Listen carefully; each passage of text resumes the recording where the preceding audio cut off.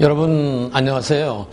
경제 문제가 많은데 오늘은 먼저 질문을 좀 받아보겠습니다. 여러분 경제에 대해서 뭐가 제일 궁금하세요?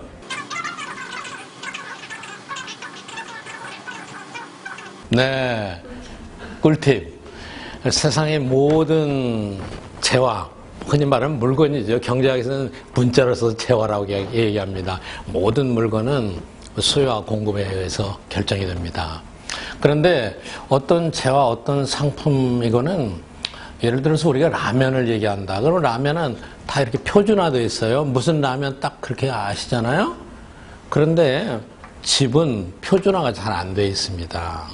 집이라는 상품은 이 3차원에서 존재해요. 자, 어디에 있느냐? 똑같은 땅이라도 땅의 속성이 똑같아도 서울의 한복판에 있는 땅하고 강원도의 한복판에 있는 땅하고는 평수가 너무 다르잖아요. 그런데 물질적인 특성은 똑같잖아요. 그 다음에 시간, 어느 시점에 있느냐? 가끔 후회하시는 분들이 있어요. 내가 몇 년 전에 어디에 집을 샀으면 지금 어떻게 될지. 시간이에요. 근데 또 거꾸로 후회하실 수도 있어요.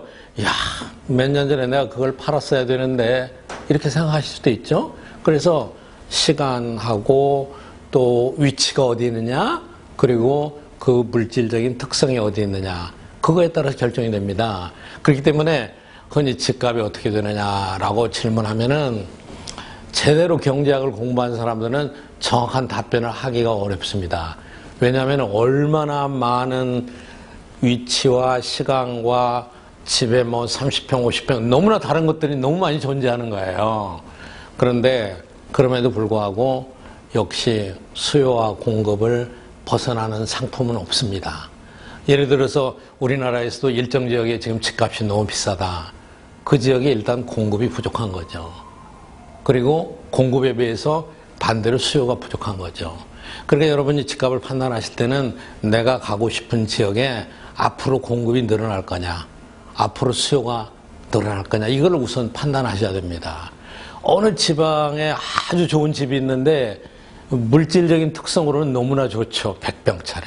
그런데 시간과 위치가 너무 다르잖아요. 그러니까 여러분 지금 가시려고 하는데 수요와 공급이 어떻게 될 건가를 판단하셔야 됩니다. 예를 들자면은 재건축을 제한한다. 그거는 단기적인 효과가 어떻게 날지 모르겠지만 장기적으로는 공급을 줄여주는 거죠. 그러니까 물가를, 집값을 상승시키는 요인이 있습니다. 오히려 공급을 늘리는 정책이 단기에는 크게 집값을 불안정하게 만들 수 있을지 몰라도 장기에는 가장 좋은 방법은 공급을 늘려야 됩니다.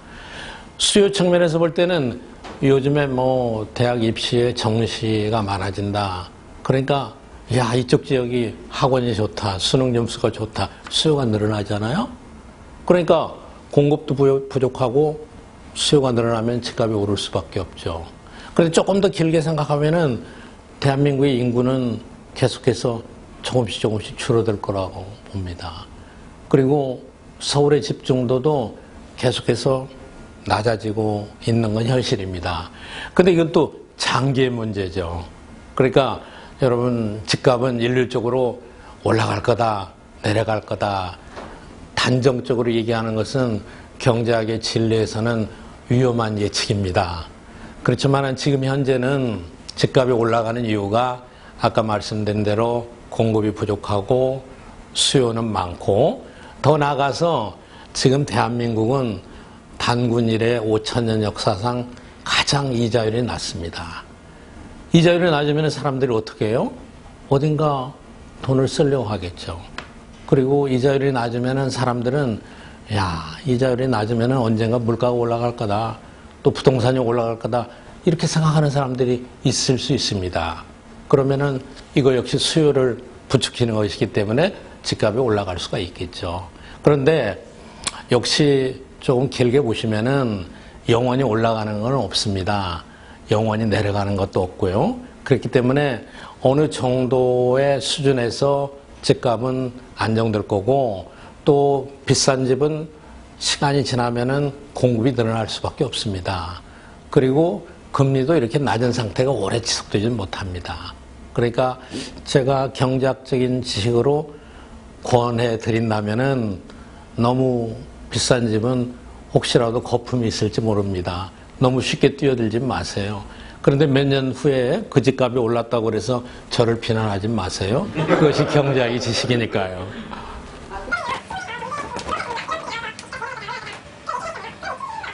경제의 모든 거는 운명이 미리 결정되어 있는 거 없습니다. 계속해서 우리가 만들어 가는 거예요. 그때그때 상황에 대해서. 흔히 뭐 컨틴전시 플랜이다 이렇게 얘기하잖아요. 예를 들어서 집값이 어느 정도 이상 올라가면은 자연적으로 공급이 늘어나게 되어 있습니다. 그리고 정부가 또 가만히 있질 않죠. 뭐 세금도 많이 부과하고 특히 이제 재산세 같은 것은 지금 우리나라가 재산세 비율이 최근에 들어서 많이 올라가고 있는 건 사실입니다만은 아직도 선진국에 비해서 많이 낮죠. 그런데 사람들이 재산세를 많이 올리면은 집을 갖고 있는 것에 대한 비용이 너무 많아요. 너무 부담스럽거든요. 그러니까 수요도 줄어들 수밖에 없죠. 그리고 우리나라가 자꾸 인구가 줄어들고 가족이 줄어들으니까 이미 시장에서는 큰 평수에 대한 수요가 줄어들고 있고 그것에 대해서는 뭐 전세나 매매 가격도 크게 많이 안 오르잖아요. 그것도 이제 시장의 변화죠.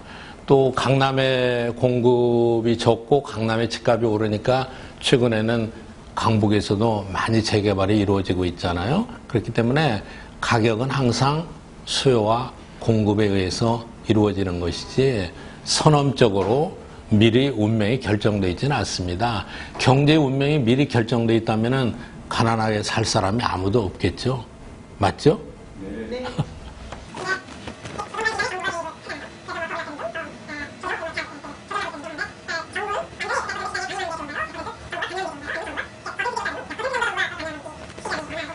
굉장히 어려운 질문인데요. 그건 이제 경제학 200년 된 논쟁입니다. 그런데 지금까지 역사적으로 실증적으로 많은 나라에서 경험한 사실로는 제가 어림잡아 말하기는 시장에서 자연스럽게 해결될 수 있는 문제가 한 85% 내외 된다고 봅니다. 그런데 어떤 정부에서는 거꾸로 생각하고 있어요. 정부가 85% 해결할 수 있고 시장은 적은 비율만 해결할 수 있다. 특히 개발도상국의 경제에서 그런 생각들을 많이 갖고 있습니다. 그런데 길게 보면은 정부가 개입해서 일시적으로 효과가 있는 것처럼 보이지만은 그거는 반드시 부작용을 초래하죠. 그리고 정부가 개입하는 경우에도 시장 친화적으로 개입해야 됩니다. 시장 친화적으로 개입해야 된다는 것은 가격이 수요와 공급에 의해서 결정된다고 그랬잖아요. 그러니까 공급을 자극하거나 수요를 자극하는 쪽으로 정부가 개입해야 됩니다. 그거하고 반대로 가면 안 되죠. 예를 들어서 가격은 올라가는데 공급을 제한한다? 그러면은 일시적으로는 효과가 있는 것 같아도 길게 보면은 더 역설적인 반대 효과가 나오는 거죠. 그러나 예를 들어서 집값이 계속 올라가니까 수요를 안정시키기 위해서 재산세를 올리겠다.